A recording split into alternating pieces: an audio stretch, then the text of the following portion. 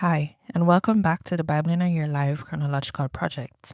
Today is week 9, day 5, and we've been reading this week from the New American Standard Bible, NASB. We're going to continue our reading today in Numbers, and we'll do chapters 11, 12, and 13. You are invited to join us every Sunday evening at 6:30 p.m. on Zoom, where we discuss the week's reading. Let's begin. The people complain. Now the people became like those who complain of adversity in the ears of the Lord. And the Lord heard them, and his anger was kindled, and the fire of the Lord burned among them and consumed some at the outskirts of the camp. The people then cried out to Moses, and Moses prayed to the Lord, and the fire died out. So that place was called Taberah, because the fire of the Lord burned among them. Now the rabble who were among them had greedy cravings, and the sons of Israel also wept again and said, Who will give us meat to eat? We remember the fish which we used to eat for free in Egypt, the cucumbers, the melons, the leeks, the onions, and the garlics. But now our appetite is gone. There is nothing at all to look at except this manna. Now the manna was like coriander seed, and its appearance like that of bdellium. The people would roam about and gather it and grind it between two millstones and pound it in the mortar and boil it in a pot and make loaves with it. And its taste was like the taste of cake baked with oil. When the dew came down on the camp at night, the manna would come down with it. The complaint of Moses. Now Moses heard the people weeping throughout their families, each one at the entrance of his tent. And the anger of the Lord became very hot, and Moses was displeased. So Moses said to the Lord, Why have you been so hard on your servant? Why have I not found favor in your sight, that you have put the burden of all these people on me? Was it I who conceived all these people? Or did I give birth to them, that you should say to me, Carry them in your arms, as a nurse carries a nursing infant, to the land which you swore to their fathers? Where am I to get meat to give to all these people? For they weep before me, saying, Give us meat so that we may eat. I am not able to carry all this by myself, because it is too burdensome for me. So if you are going to deal with me this way, please kill me now, if I have found favor in your sight, and do not let me see my misery. 70 elders to assist Moses. The Lord therefore said to Moses, Gather for me 70 men from the elders of Israel, whom you know to be the elders of the people and their officers, and bring them to the tent of meeting, and have them take their stand there with you. Then I will come down and speak with you there, and I will take away some of the Spirit who is upon you, and put him upon them. And they shall bear the burden of the people with you, so that you will not bear it by yourself. And you shall say to the people, Consecrate yourselves for tomorrow, and you shall eat meat, for you have wept in the ears of the Lord, saying, Oh, that someone would give us meat to eat, for we were well off in Egypt. Therefore the Lord will give you meat, and you shall eat. You shall eat, not 1 day, nor 2 days, nor 5 days, nor 10 days, nor 20 days, but for a whole month, until it comes out of your nose and makes you nauseated, because you have rejected the Lord who is among you, and have wept before him, saying, Why did we ever leave Egypt?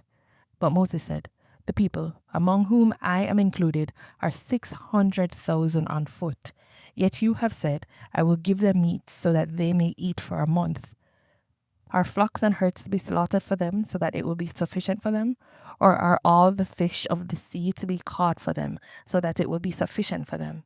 Then the Lord said to Moses, Is the Lord's power too little? Now you shall see whether my word will come true for you or not. So Moses went out and told the people the words of the Lord. He also gathered 70 men of the elders of the people and positioned them around the tent. Then the Lord came down in the cloud and spoke to him, and he took away some of the Spirit who was upon him and placed him upon the 70 elders. And when the Spirit rested on them, they prophesied, yet they did not do it again. But 2 men had remained in the camp. The name of the one was Eldad, and the name of the other Medad. And the Spirit rested upon them, and they were among those who had been registered but had not gone out to the tent, and they prophesied in the camp. So a young man ran and informed Moses and said, Eldad and Medad are prophesying in the camp. Then Joshua, the son of Nun, the personal servant of Moses from his youth, responded and said, My lord Moses, restrain them. But Moses said to him, Are you jealous for my sake? If only all the Lord's people were prophets, that the Lord would put his spirit upon them. Then Moses returned to the camp, both he and the elders of Israel. The quail and the plague. Now a wind burst forth from the Lord, and it brought quail from the sea, and dropped them beside the camp, about a day's journey on this side, and a day's journey on the other side, all around the camp, and about 2 cubits deep on the surface of the ground. And the people spent all that day, all night, and all the next day, and they gathered the quail. The one who gathered the least gathered 10 homers, and spread them out for themselves all around the camp. While the meat was still between their teeth, before it was chewed, the anger of the Lord was kindled against the people, and the Lord struck the people with a very severe plague. So that place was called Kibroth Hattava, because there they buried people who had been greedy. From Kibroth Hattava, the people set out for Hazeroth, and they remained at Hazeroth. Numbers 12. The murmuring of Miriam and Aaron. Then Miriam and Aaron spoke against Moses because of the Cushite woman whom he had married, for he had married a Cushite woman. And they said, "Is it a fact that the Lord has spoken only through Moses? Has he not spoken through us as well?" And the Lord heard this. Now the man Moses was very humble, more than any person who was on the face of the earth. And the Lord suddenly said to Moses and to Aaron and to Miriam, "You three go out to the tent of meeting." So the three of them went out. Then the Lord came down in a pillar of cloud and stood at the entrance of the tent, and he called Aaron and Miriam. When they had both come forward, he said, "Now hear my words. If there is a prophet among you, I, the Lord, will make myself known to him in a vision. I will speak with him in a dream. It is not this way for my servant Moses. He is faithful in all my household. With him I speak mouth to mouth, that is, openly and not using mysterious language. And he beholds the form of the Lord. So why were you not afraid to speak against my servant, against Moses?" And the anger of the Lord burned against them, and he departed.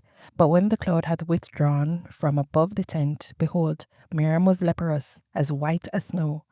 As Aaron turned toward Miriam, behold, she was leprous. Then Aaron said to Moses, "O my Lord, I beg, do not hold us responsible for this sin by which we have turned out to be foolish and by which we have sinned. Oh, do not let her be like a dead person whose flesh is half eaten away when he comes out of his mother's womb." So Moses cried out to the Lord, saying, "God, heal her, please." But the Lord said to Moses, "If her father had only spit in her face, would she not be put to shame for 7 days? Have her shut outside the camp for 7 days, and afterward she may be received again." So Miriam was shut outside the camp for 7 days, and the people did not move on until Miriam was received again. Afterward, however, the people moved from Hazeroth and camped in the wilderness of Paran. Numbers 13. Spies view the land. Then the Lord spoke to Moses, saying, "Send out men for yourself to spy out the land of Canaan, which I am going to give the sons of Israel. You shall send a man from each of their fathers' tribes, every one a leader among them." So Moses sent them from the wilderness of Paran at the command of the Lord, all of them men who were heads of the sons of Israel. These then were their names: from the tribe of Reuben, Shammua the son of Zachar; from the tribe of Simeon, Shaphat the son of Hori; from the tribe of Judah, Caleb the son of Jephunneh; from the tribe of Issachar, Igal the son of Joseph; from the tribe of Ephraim, Hoshea the son of Nun; from the tribe of Benjamin, Palti the son of Rephu; from the tribe of Zebulun, Gadiel the son of Sodi; from the tribe of Joseph; from the tribe of Manasseh, Gadi the son of Susi; from the tribe of Dan, Amiel the son of Gemali; from the tribe of Asher, Sethur the son of Mikael; from the tribe of Naphtali, Nabi the son of Vashsi; and from the tribe of Gad, Geuel the son of Makai. These are the names of the men whom Moses sent to spy out the land, but Moses called Hoshea the son of Nun Joshua. When Moses sent them to spy out the land of Canaan, he said to them, "Go up there into the Negev, then go up into the hill country. See what the land is like, and whether the people who live in it are strong or weak, whether they are few or many. And how is the land in which they live? Is it good or bad? And how are the cities in which they live? Are the people in open camps or in fortifications? And how is the land? Is it productive or unproductive? Are there trees in it or not? And show yourselves courageous and get some of the fruit of the land. Now the time was a season of the first ripe grapes. So they went up and spied out the land from the wilderness of Zin as far as Rehob at Lebo Hamath. When they had gone up into the Negev, they came to the Hebron, where Ahiman, Shishai, and Talmai, the descendants of Anak, were. Hebron was built 7 years before Zoan in Egypt. Then they came to the valley of Eshcol, and from there they cut off a branch with a single cluster of grapes, and they carried it on a pole between 2 men, with some of the pomegranates and the figs. That place was called the valley of Eshcol, because of the cluster which the sons of Israel cut off from there. The spies report. When they returned from spying out the land at the end of 40 days, they went on and came to Moses and Aaron and to all the congregation of the sons of Israel in the wilderness of Paran at Kadesh. And they brought back word to them and to all the congregation and showed them the fruit of the land. So they reported to him and said, "We came into the land where you sent us, and it certainly does flow with milk and honey, and this is its fruit. Nevertheless, the people who live in the land are strong, and the cities are fortified and very large. And indeed, we saw the descendants of Anak there. Amalek is living in the land of the Negev. The Hittites, the Jebusites, and the Amorites are living in the hill country, and the Canaanites are living by the sea and by the side of the Jordan." Then Caleb quieted the people before Moses and said, "We should by all means go up and take possession of it, for we will certainly prevail over it." But the men who had gone up with him said, "We are not able to go up against the people, because they are too strong for us." So they brought a bad report of the land which they had spied out to the sons of Israel, saying, "The land through which we have gone to spy out is a land that devours its inhabitants, and all the people whom we saw in it are people of great stature. We also saw the Nephilim there. The sons of Anak are part of the Nephilim, and we were like grasshoppers in our own sight, and so we were in their sight." This is the word of the Lord. Amen.